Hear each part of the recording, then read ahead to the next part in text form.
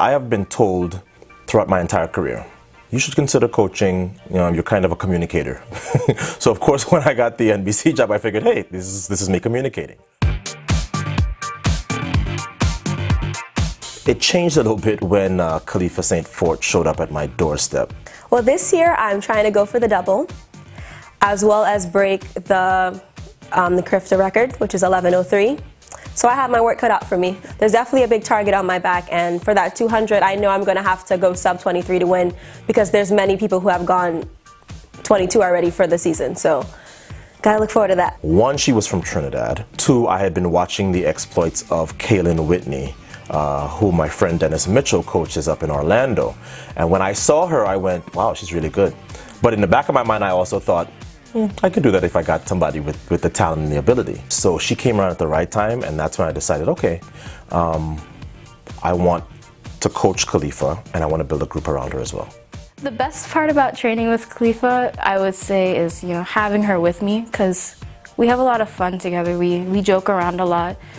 She's like a sister to me, so it's a lot of fun there. The worst part would probably be when we're sprinting, because we don't really sprint at the same time. We normally do like one person goes and the next person goes. So like sometimes like I'll go and I'll be like, yeah, it was a great time. I was so happy with this. And then next Khalifa goes and she's like 3/10 faster than me, and I'm like, whoa, where did you get this from? When we were at practice and I'm just like unfocused and stuff, he would always make sure I'm humble and focused during practice. I'm gonna be just like Khalifa. I just want to go to the Olympics like her when she went to at the age of 18. That's what my goal is. I would have been fine just me and Khalifa, but what happens is back home in Trinidad, people were, hey, I want to send my son, I want to send my daughter up there. I mean, people saw Khalifa because Khalifa has grown up in this community. And people know about her story, about all the stuff that she had going on with the tug of war between me and her high school and all that, and people just went, wow, like Khalifa went from where she was to 11-1, by her junior year. It was inevitable. Be in front, hold it. 7:45. That's a good opener. But right now it's mainly speed work and speed endurance, so a lot of 60s, 80s, 300s at the end, 150s. So basically trying to get me to hold my top end speed for as long as I can. Let the hand swing. Feet in front. Lift. Too much behind you, 57. My times are a bit faster than last year. I opened up at a faster time in the 100. Same time in the 200, but I'm still looking forward to a very good season. Hold it. Hands up. That's the difference between 41 and 39. That's our turn. All right, I want you to again attack that curve. Come off here with your feet in front of you, all the way through. They both ran very well to end practice, and as a coach, that's what you want. You want your athletes running their best at the end of practice. The Carifta Games is sort of a rite of passage. There is no Caribbean athlete that you can speak of, whether it's Usain Bolt, Johan Blake, Shelly-Ann Fraser-Price, Asafa Powell, who has not at least been through the Carifta route.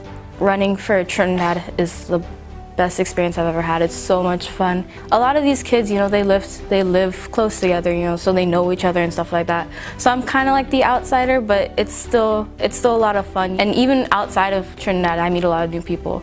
So it's like a really good experience for me. I'm very excited to compete in the Jamaica national uniform because it's my first time and I'm young.